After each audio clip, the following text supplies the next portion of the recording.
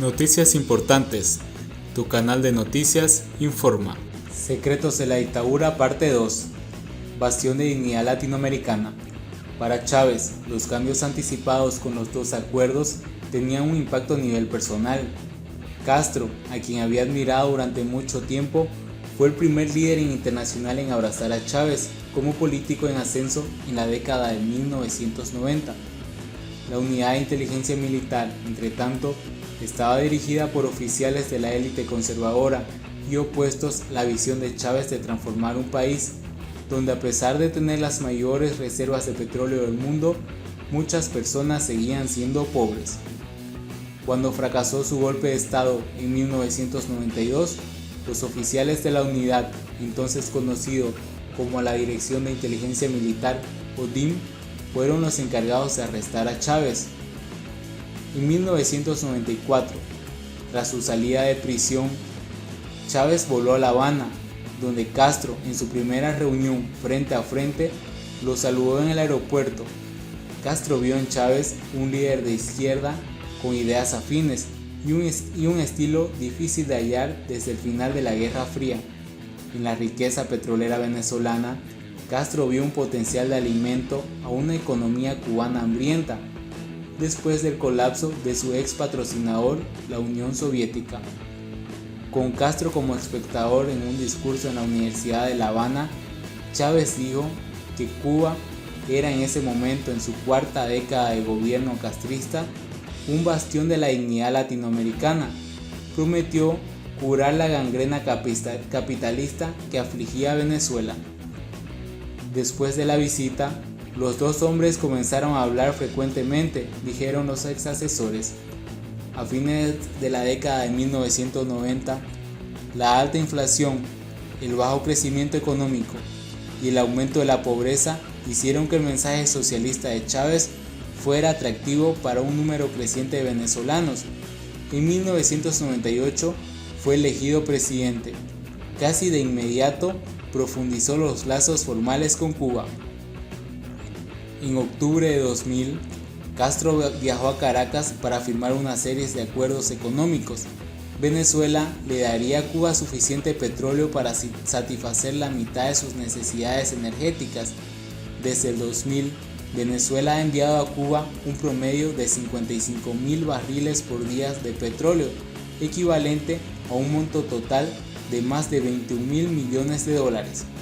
A cambio, Cuba mandó a miles de médicos, maestros y especialistas agrícolas para ayudar a diversificar la economía base de Venezuela. Para el 2002, muchos de la élite venezolana se habían cansado de Chávez. Ese abril, los líderes conservadores de la oposición se unieron a jefes militares, incluidos altos funcionarios del DIM, y lo detuvieron. Pero el golpe naufragó en 2 días, luego de un levantamiento popular masivo en su nombre. De vuelta en el poder y con la bendición de Castro, Chávez colocó a los cubanos dentro de un círculo íntimo para reforzar la seguridad, según sus ex asesores y varios ex oficiales militares.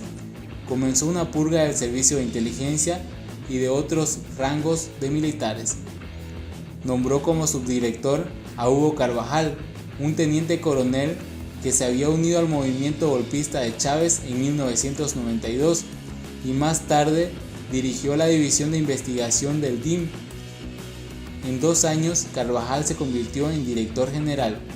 Carvajal comenzó a modernizar el DIM. En un correo electrónico a Reuters, Carvajal dijo que el Banco Central de Venezuela envió millones de dólares en efectivos al DIM para nuevas tecnologías, incluidos equipos de vigilancia y una base de datos para centralizar la inteligencia. El militar dirigía el servicio de contrainteligencia durante casi una década. Ahora fuera del cargo, ha sido sancionado por el Departamento del Tesoro de Estados Unidos por presuntamente ayudar a la guerrilla colombiana. En abril fue arrestado en España y permanece detenido en relación con una orden de Estados Unidos por presunto tráfico de drogas. En el correo electrónico enviado a través de su abogado en España, Carvajal negó las acusaciones. En julio de 2007, Chávez nombró a Gustavo Rangel, un oficial leal que dirigió las reservas del ejército, como ministro de Defensa. En su juramento, Rangel habló de la necesidad de un nuevo pensamiento militar venezolano para contrarrestar el enemigo real. El imperio, dijo, usando el discurso oficialista venezolano para dirigirse a los Estados Unidos, era el patrocinador de grupos subversivos empeñados en destruir la revolución. Reuters no pudo contactar a Rangel, ahora retirado, para hacer comentarios. Ese diciembre, Chávez perdió un referéndum sobre los límites del mandato. En televisión prometió una nueva ofensiva para conseguir su meta. Comenzaron las conversaciones con Cuba. En una reunión el 26 de mayo en Caracas, Rangel y el general Álvaro López, viceministro primario de las Fuerzas Armadas Revolucionarias de Cuba, firmaron 2 acuerdos. Según los términos del primer acuerdo, el ministro cubano supervisaría la reconstrucción del DIM y asesoraría para la creación de nuevos órganos dentro del servicio. El DIM también enviaría grupos de hasta 40 oficiales a La Habana hasta por 3 meses de entrenamiento en espionaje. De acuerdo con los documentos, Venezuela enviaría las hojas de vida de candidatos para que Cuba los examinara. Los cursos incluyeron cómo manejar colaboradores secretos, cómo llevar a cabo investigaciones criminales y cómo seleccionar nuevos agentes de inteligencia.